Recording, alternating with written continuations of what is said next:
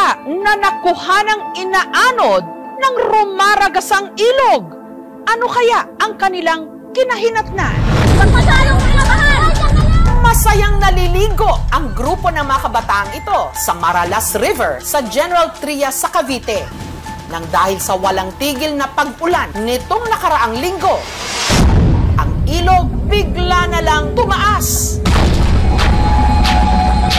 Kaya ang 6 na mga batang nagtatampisaw noon na stranded. Magpasalong mga bahal! Ang nakababahala rito sa pag-usad ng mga segundo, ang agos ng tubig lalong nagmalit. Isang maling galaw lang, maaari silang tangayin ng tubig. Magpasalong mga bahal! At ang pinakakinatatakutan nila, sa dulo ng ilog, pwede silang mahulog sa talon na nasa 20 feet ang taas. Magkasal kayo! Hanggang nangyari na nga ang kinatatakutan ng lahat ng mga bata. Isa-isa na ngang tinangay.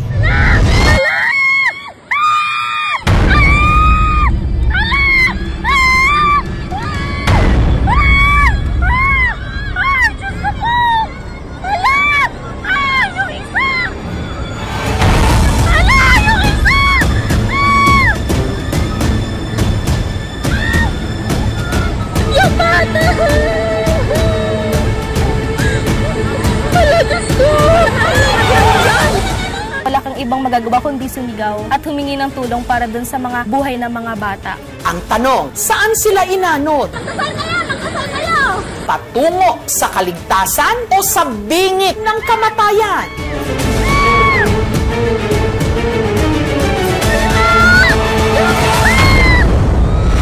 Kung maaliwalas ang panahon, ang tubig sa Maralas River, malinaw at malinis. Lalo pag summer, talagang mainit. Pinupuntahan po talaga ito.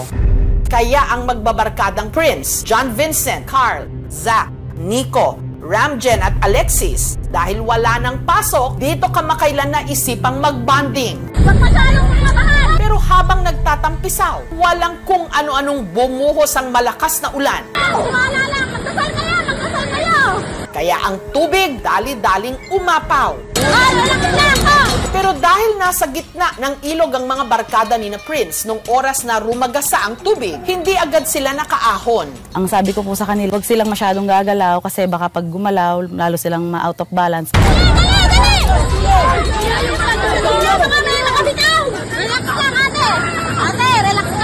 Sa gitna ng kaguluhan, ang mga magulang ng 6 na bata, kabilang na ang ina ni Zach na si Michelle, walang kamalay-malay sa sinapit ng kanyang anak. Inabahan po ako yung anak ko, hindi pa nakikita. Si Emily, natural na nagpanik daw nung nalamang inabutan ng delubyo sa ilog ang kanyang anak na si John Vincent. Nag-aalala na rin po kasi talaga ako. Nung time na po na may nagbalita sa akin, lutang na po talaga ako. Si Mary Grace naman, ang ina ni Alexis, hindi alam na naligo pala sa ilog ang kanyang anak. Naglilis po kami noon. Hindi ko po alam na lumayo po siya, na pumunta po siya dito po sa Maralas.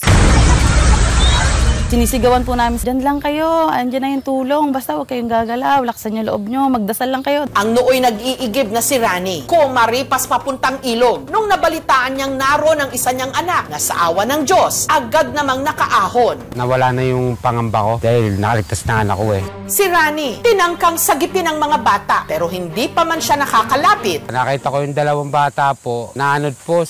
Sina John Vincent at Alexis kasi, pati na ang kaibigan nilang si Zach.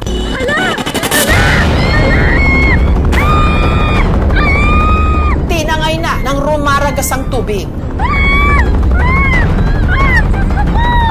Nabangan ko po doon, 2 bata na lumulutang. Si Alexis, nailigtas ni Zach. Pinupunta po ako sa pulis, nalaban po ako. Yung malapit na po ako, inangat niya po ako palayo. Pero sina Zach at John Vincent, tuloy-tuloy nang inanod ng ilog. Yung isa po, nakita ko, lumampas po. Hindi ko na po talaga makakain ng hininga ko. Tumabi na lang din po ako. Nabigo po rin ako. Dumagdag pa sa kanyang pangambang sina Vincent at Zach. Kung magdidire-diretsong aanurin, pwedeng tangayin papunta sa talon sa dulo ng ilog na nasa 20 feet ang taas. Kaya ang mga residente nagbayanihan para sagipin sila. Strategy ng barangay, na-rescue po nila sa pamamagitan lang ng water hose.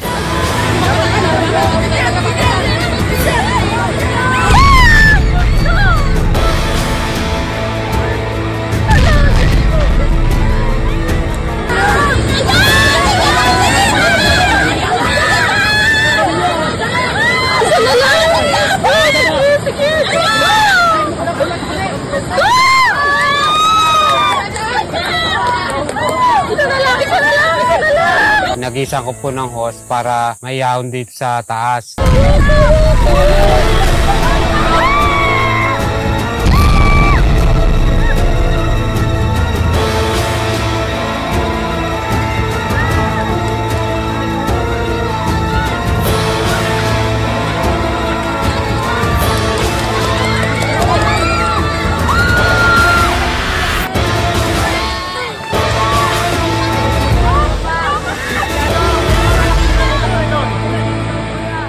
Sina Carl, Nico at Ramjen ligtas na mula sa panganib.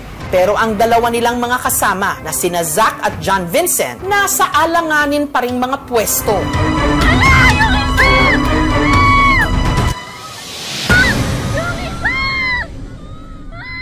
Hanggang sa tuluyan na silang nahulog sa talon. Nakaligtas kaya sila? Si John Vincent tuluyan na ngang bumagsak sa talon o waterfalls at inagos sa batuhan. Nung nalunod na po siya, nung nalaglag na po siya dyan sa may falls, nakainom na rin po siya ng tubig. Pero sadya raw malakas siya sa kanyang guardian angel dahil si John Vincent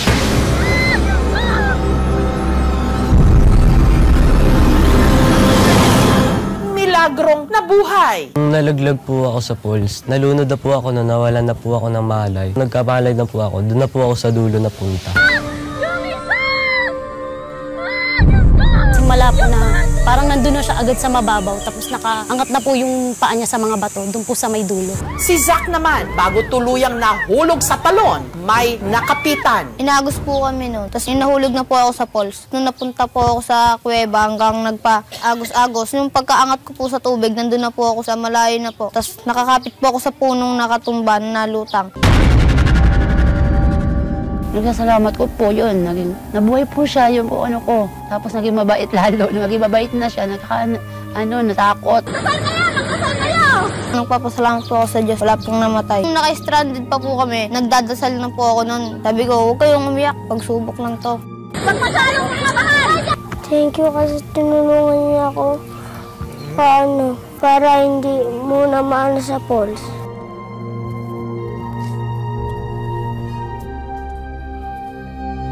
Na-trauma na din po. Di na po kami ulit maliligo. Dahil sa nangyari, ang pamunuan ng barangay maghihigpit na raw sa pagpapapasok sa lugar, lalo na ngayong nagsimula ng mag-uulan. May mga barangay tanod na ako daw sa lugar na yun. Pagbawalan talaga yung mga bata na maligo na doon sa ilog. Sa ganitong klase ng flash flood, meron tayong tinatawag na survival drift. You have to position yourself downstream, i-open mo ang inyong arms, and then yung ating paa is around 30 degrees na nakasubmerge dun sa water. And then you keep floating. Along the way, kung may makikita kang po pwede mong hawakan, then grab the opportunity. Dapat bantayan na po maigi yung mga bata kung saan sila magpupunta para hindi na po maulit yung pangyayari. Paghigpitan pa po sila kung saan talaga sila papunta. Ang mga ilog, kalimitang kalmado. Pero sa isang kisap mata, pwedeng magbago ang agos nito. Kaya maging alerto po tayo para hindi datnan ng peligro.